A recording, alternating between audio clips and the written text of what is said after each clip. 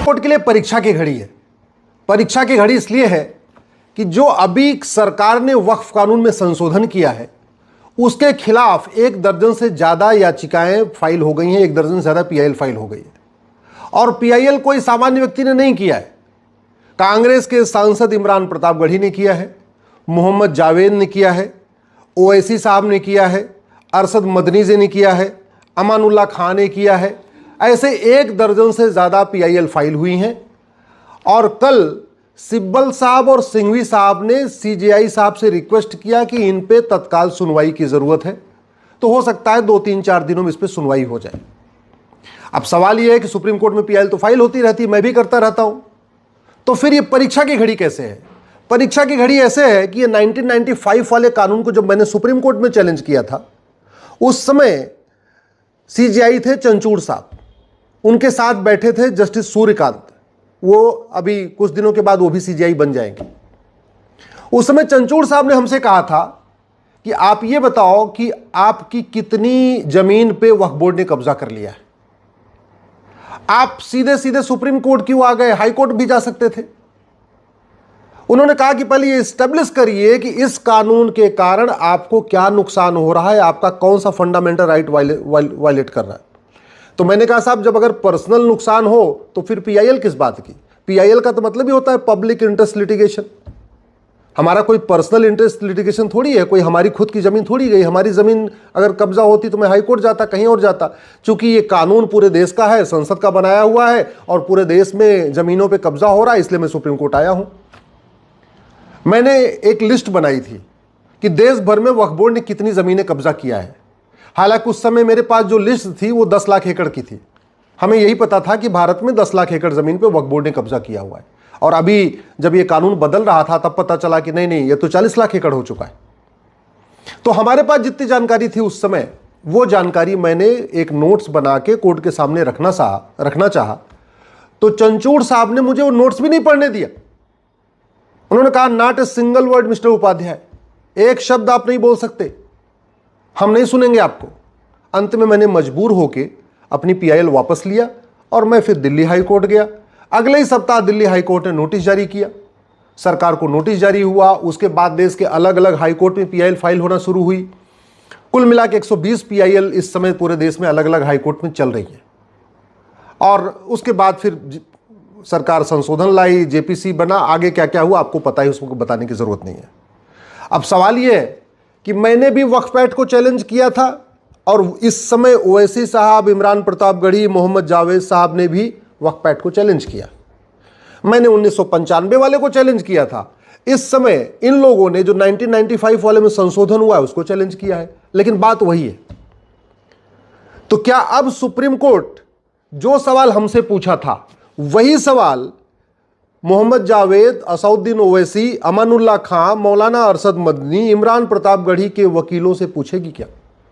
क्योंकि सवाल हमसे पूछा था कि आपकी कितनी जमीन पे वक्फ बोर्ड ने कब्जा किया, तो यह सवाल तो पूछना चाहिए जावेद साहब से, ओवैसी साहब से, अमानुल्लाह खान, अरशद मदनी से कि आप ये बताओ कि आपकी कितनी जमीन को सरकार ने अब तक ले लिया।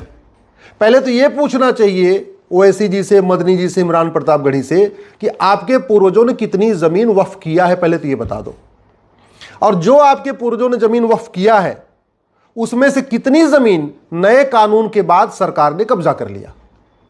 सवाल यह भी होना चाहिए कि क्या सांसद संसद के द्वारा बनाए गए कानून को सुप्रीम कोर्ट में चैलेंज कर सकता है क्या? क्योंकि सांसद संविधान की शपथ लेता है और वो कहता है मैं संविधान के अनुसार कार्य करूंगा, और संविधान के अनुसार पार्लियामेंट में कानून बना। तो क्या सांसद को पीआईएल फाइल करने का अधिकार है क्या सुप्रीम कोर्ट में? और दूसरा, क्या सांसद को वकालत करने का अधिकार है क्या? क्योंकि सिब्बल साहब भी वकील हैं और सिंघवी साहब भी वकील हैं।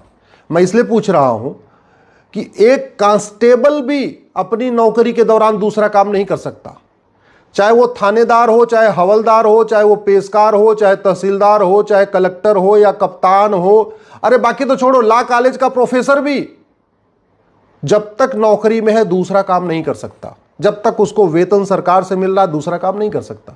इवन टीचर को भी प्राइवेट कोचिंग खोलने का अधिकार नहीं, जबकि जो स्कूल है वो तो 5-6 घंटे ही चलता है। फिर भी सरकार ने नियम बना रखा है कि नहीं, जो सरकारी स्कूल का टीचर है वो कोचिंग नहीं चला सकता, सरकारी डॉक्टर अपनी क्लिनिक नहीं चला सकता, हॉस्पिटल नहीं खोल सकता, ये नियम है। तो फिर सांसद और विधायक जिनको वेतन भत्ता गाड़ी बंगला सब कुछ मिलता है अच्छा कानून बनाने के लिए, जब तक वो सांसद हैं, जब तक वो विधायक हैं, जब तक वो वेतन ले रहे हैं, जब तक वो भत्ता ले रहे हैं, जब तक सरकारी गाड़ी का यूज कर रहे हैं, क्या उनको कोई भी दूसरा काम करने की छूट मिलनी चाहिए?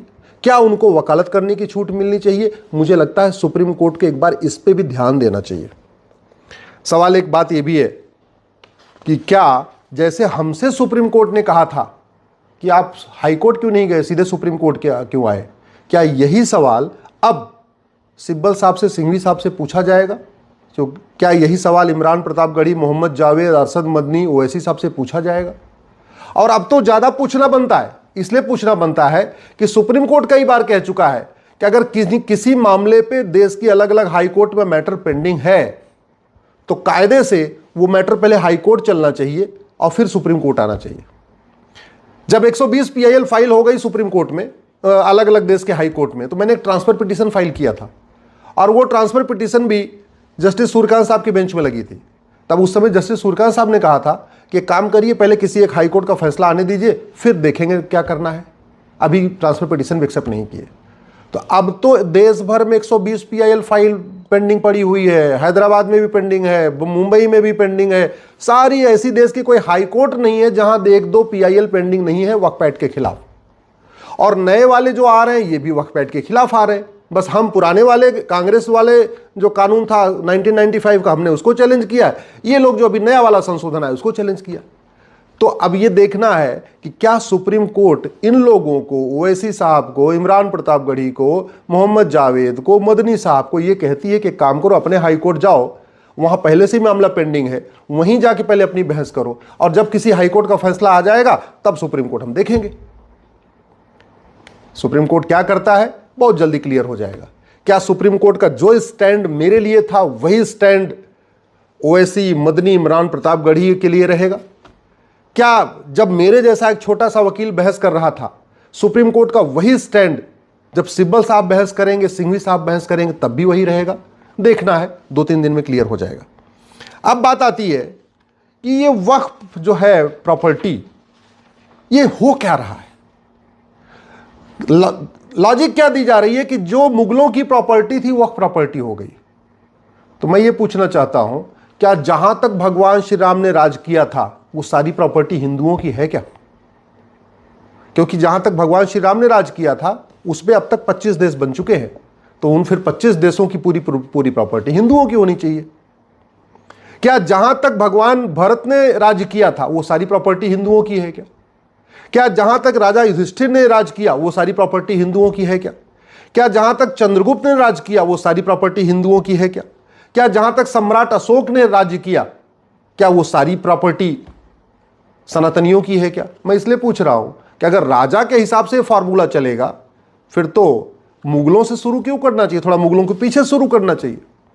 और जहां पे युधिष्ठिर ने राज किया, भरत जी ने राज किया, भगवान श्री राम ने राज किया, चंद्रगुप्त ने राज किया, अशोक ने राज किया, वहां तो 25 देश बन चुके हैं, फिर तो 25 के 25 देश पूरा हिंदुओं के होने चाहिए, वो सारी प्रॉपर्टी हिंदुओं की होनी चाहिए।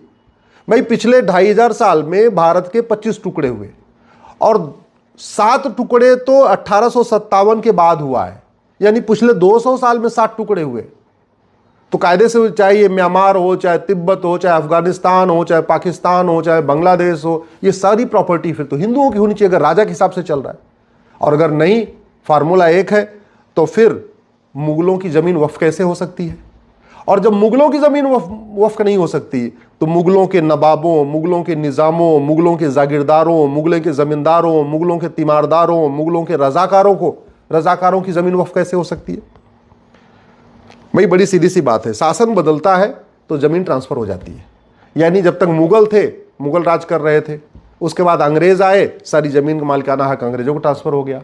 अंग्रेजों को ट्रांसफर हो गया, 1947 में देश आज़ाद हो गया, 1950 में संविधान लागू हो गया, सारी की सारी जमीन भारत सरकार को ट्रांसफर हो गई।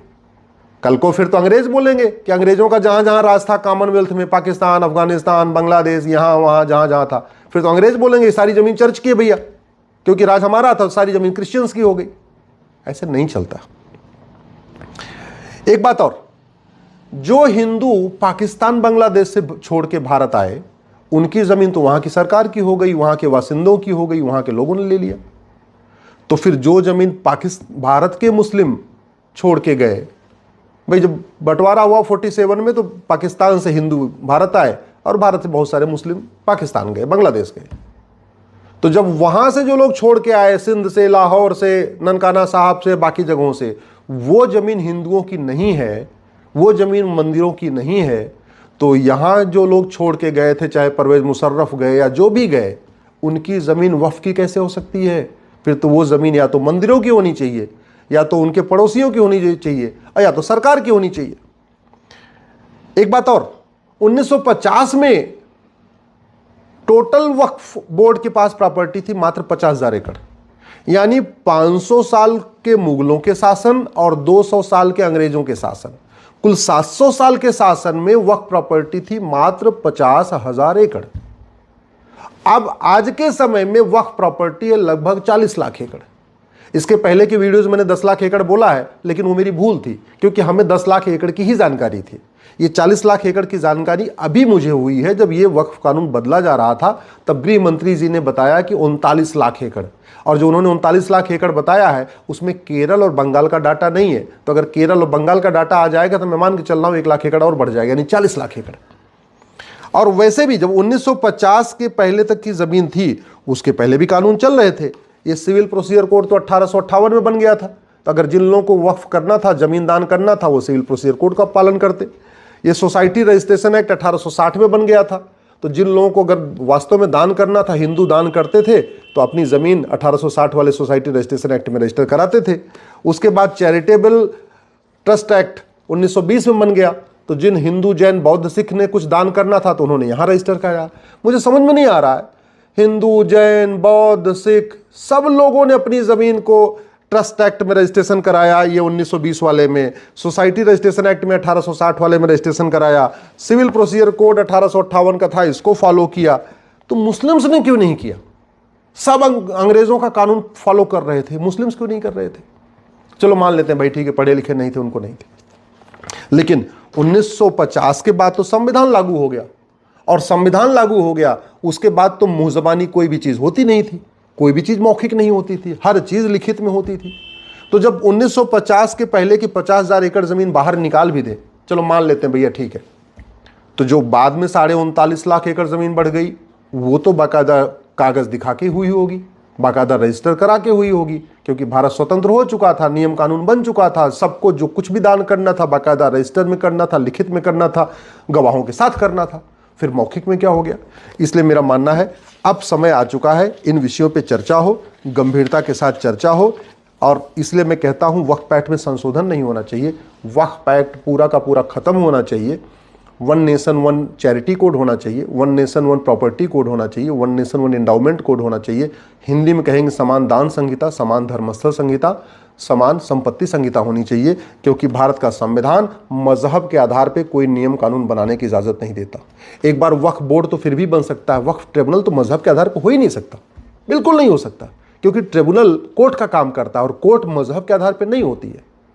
भारत में 20 ट्रिब्यूनल है, इनकम टैक्स ट्रिब्यूनल है, नेशनल ग्रीन ट्रिब्यूनल है, एनजीटी है, सेल टैक्स ट्रिब्यूनल है, जीएसटी ट्रिब्यूनल है, बहुत ट्रिब्यूनल है, एक भी ट्रिब्यूनल मजहब के आधार पर नहीं है। फिर वक्फ ट्रिब्यूनल क्यों? खत्म होना चाहिए। संविधान मजहब के आधार पर, और ज़मीन का फैसला हमेशा रेवेन्यू कोर्ट करती है। सबके ज़मीन का फैसला रेवेन्यू कोर्ट में हो रहा है, तो फिर मुगलों के ज़मीन का फैसला वक्फ ट्रिब्यूनल में क्यों होगा? मेरा मानना है इस पे गंभीरता के साथ जांच होनी चाहिए। और वैसे भी एक तरफ तो कहते हैं मुस्लिम गरीब है, मुस्लिम गरीब है, फिर दान कर किसने दिया?